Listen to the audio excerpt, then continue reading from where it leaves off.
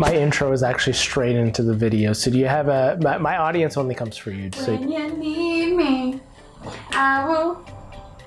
Damn, I forgot the song. You can't start singing a song and forget the song. When you need me. When you need me? I will follow. I will follow. Anywhere. Okay, stop. You're too pitch perfect. We're gonna get copyright struck. Don't you tell No, you're gonna shake down the channel. All right, great intro. Great job, everybody. Go home.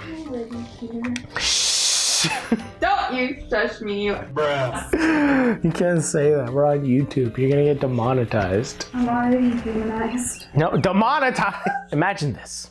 You're sitting at the table, dice at the ready, your character sheet before you.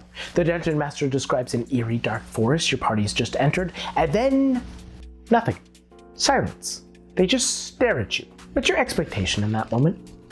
If you're like most players, you're probably going to take that as a cue that your GM is waiting for you all to take action. It is an unspoken instruction that the scene has now been set, and now it is your party's turn to take advance in the story. You can ask clarifying questions, you can ask to begin investigating, or you can discuss with your fellow teammates. The point is that the silence was a tool used to communicate. Now, I'm not talking about the awkward silence when a bard tries to flirt with an NPC and makes the whole table feel uneasy. I'm talking about the intentional use of silence to elevate your story. Your character development, and yes, even your roleplay can benefit from this. Because the truth is, when it comes to meaningful roleplay, less is definitely more. Now, before we continue, I do want to put a massive spoiler warning here, because the thing is I'm going to talk about things that are huge and absolutely story breaking, and I wouldn't want anyone to miss out on them, so cue that mother truckin' spoiler warning.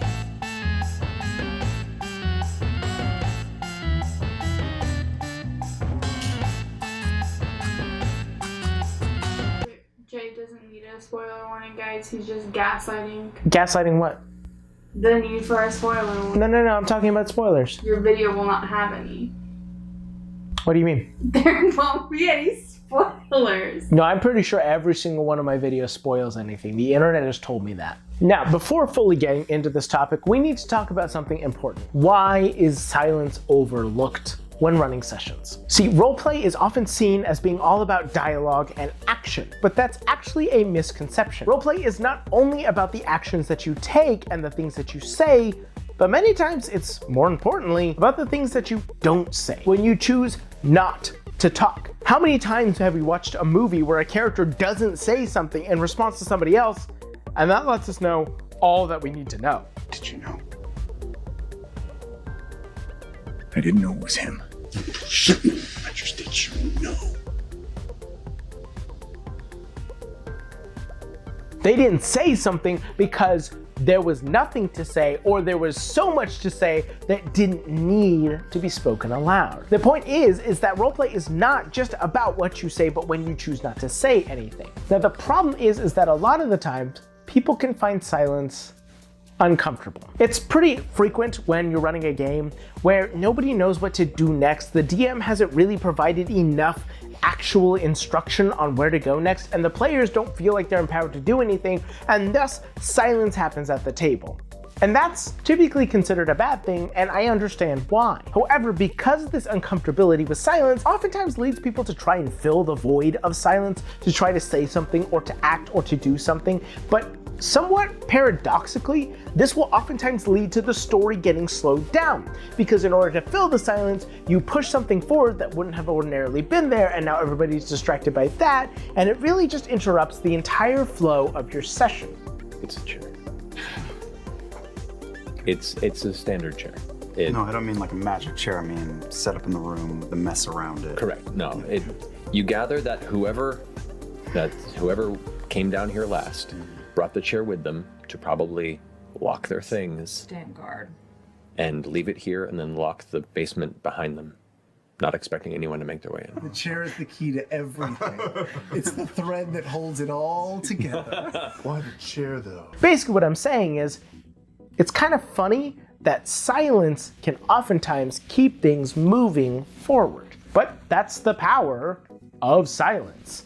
It adds depth and emotional weight to scenes. It makes them more memorable. So many of the times we have seen scenes where we remember the things that people said, but what we don't realize is it was the silence leading up to those moments that make them happen. Think about jump scares. Some of the most effective jump scares in horror history happen not because of the actual scare, but the silence leading up to the scare.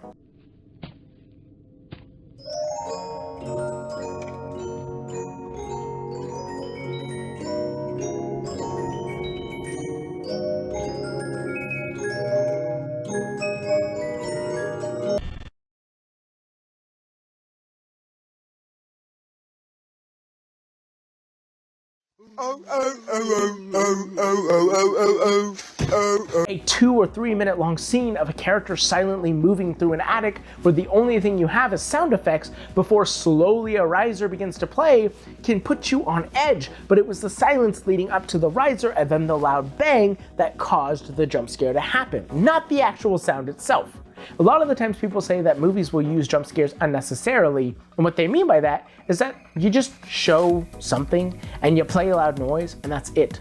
There's no build up, there's no payoff, there's no silence. Silence is the exclamation mark at the end of a sentence. But when playing in TTRPGs, sometimes you gotta provide it at the front before you begin saying anything. And I think it's honestly really interesting, but difficult to take into account a lot of the times. Honestly, I think a lot of people really underestimate the versatility of silence because it's a challenge to the norm. Now, what I mean by that is the reason that silence stands out so much is it's so clearly opposite to what usually happens.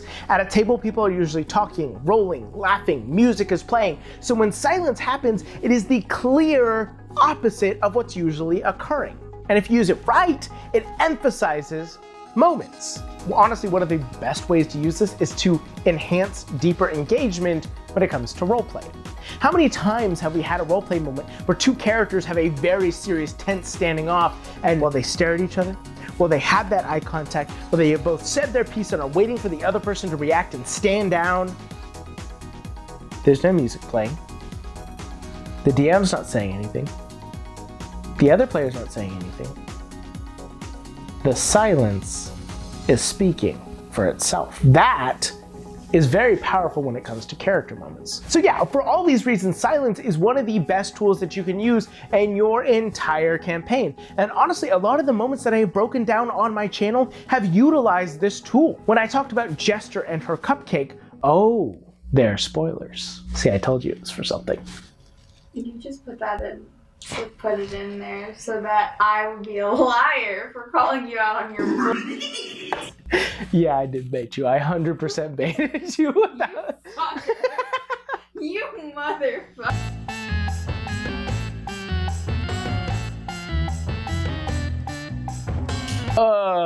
It's good to be me. When Jester chose to give the cupcake to the hag, it wouldn't have happened if she had not stayed silent and let the other characters talk to the hag first. You watch as the shoulders kind of pull back a bit, and you swear for an instant her body seems to almost swell and grow as the shadows grow across the walls behind her. She sits a little higher in the seat. Do tell. When Caleb was silent before presenting the dodecahedron to the Bright Queen, he let everybody else talk first before acting. Have you nothing to say for yourselves? We simply seek your aid.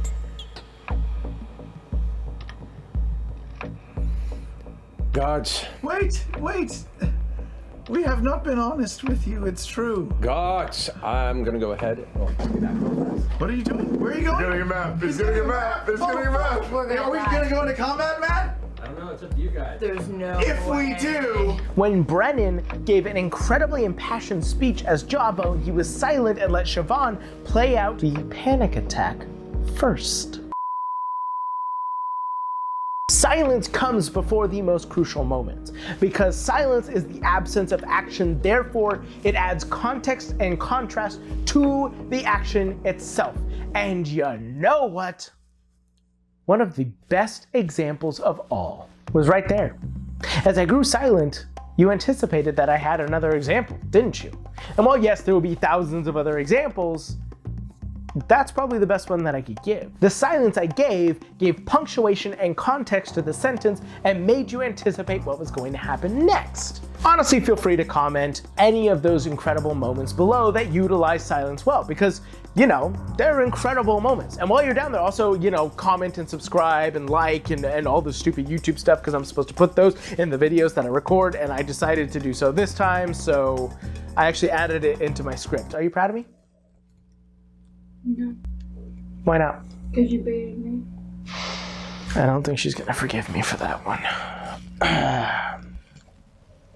You've been talking about it for weeks. You've literally been saying, oh yeah, I'm gonna put a video and I'm gonna say there's gonna be no spoiler, like I'm gonna give a spoiler warning, but there's not actually gonna be any spoilers. And you've been telling me that you want me to give you some sort of verbalization, some sort of anything while doing that, and like you want me to fight back on you because you thought it'd be funny for the video. And then when we're actually here in the video, it's a scam to get me to be the liar in this situation.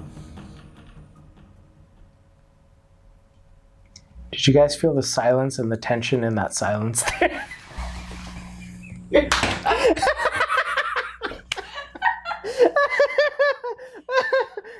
I don't deserve to have a YouTube channel. I love you so much. I love you too. The next thing on my script says, are you proud of me? As a GM, silence is honestly pretty easy to use. Whenever you grow silent, it tells the player certain things. They need to pay attention. When you grow silent after giving some sort of input into the game, it, well, honestly just tells them that something is going on, whether it's letting them absorb the atmosphere that you put forward, or whether it's telling them that it's their turn to act. Silence is your way of communicating without talking. And that's great. That's honestly a great thing to have. Another way you can use it is, like I mentioned previously, character moments. Silence adds complexity to roleplay. Silence adds punctuation to roleplay. And it is the absence of instruction from the GM through silence that leads to roleplay. How many times has the GM just not said anything and therefore the players have to communicate to each other, talk to each other, figure out what's going on, and that leads to roleplay. That leads to character moments. Honestly, absence is the best thing for character moments. Absence of direction leads to the players trying to find direction, and therefore, a character moment happens. So don't fear using silence effectively as a game master, but also make it clear that you're using silence for emphasis. Now, how do you make it clear that using silence for emphasis or silence to communicate with the rest of the group to do something? Well, honestly, body language. Let me put it like this. If I tell everybody, there's something in the distance and you can see it, it begins to walk towards you, and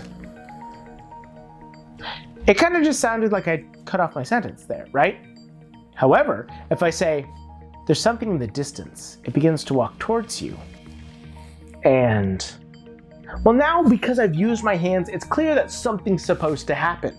Are the players waiting for something to happen? If I wait too long, they're probably going to do something because they're assuming that I'm waiting for them to do something. But by the very act of using my own body language, I communicated something's supposed to happen. And your body language can do a lot of things like this. You could do this after doing nothing else, after refusing to talk anymore to make it clear, this is a silent moment. Act now. Or you could do this to communicate that they should be doing something. But the silence is basically interacting with your body language to make something incredible happen. It's clear communication. And honestly, as a GM, the best advice I can give you, clearly communicate with your party. Communicate with the table. Let them know what's supposed to be happening. Don't assume that they can read your mind. That is the best thing you could possibly do. But use silence well, because it leads to the best moments possible. Honestly, as somebody who's watched thousands of hours of campaigns at this point, the best moments always, and I do really mean that, always were preceded by somebody choosing to be silent first. And I really think that is some of the best stuff that you could possibly ever do. So, go like, comment, and subscribe, because I already mentioned once, but I'm going to mention it again because it's a YouTube thing to do, and I get shit if I don't say to do it, even though I hate saying to do it. Any parting words? Like, comment, subscribe for me, not Jay. Bye. What are you shut up? This is how I would kiss my fish husband if a witch turned us both into fishes.